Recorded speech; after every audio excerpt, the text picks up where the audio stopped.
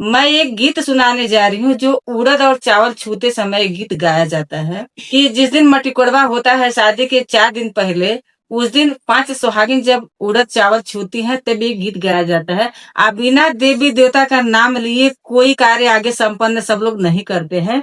तो सभी देवी देवता के नाम पर ये गीत है। एक बार पूरा गीत सुनिएगा, अच्छा लगे तो लाइक और कमेंट जरूर करिएगा। आओ गजानन बैठ मोरे आंगना हो, देव सतरंगिया बिछाई। आओ गजानन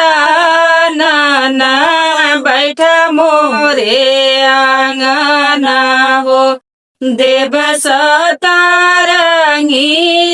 बिछाई। आव भवानी माता बैठ मोरे आंगन हो, देव हमारती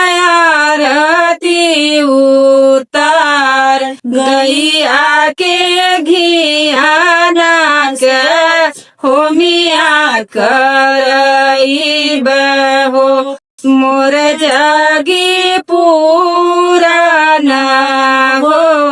आवा महादेव बैठ मोरे आंगन हो, देव सतरंगिया बिछाई। गैया के घियाना से होमिया करईब हो, मोर जगी पुराना हो। आवडिहा ठाकुर बाबा बैठ मोरे आंगने हो, मोरी जगी पुराना हो। आवडिहा ठाकुर बाबा बैठ मोरे आंगने हो, देव सतरंगिया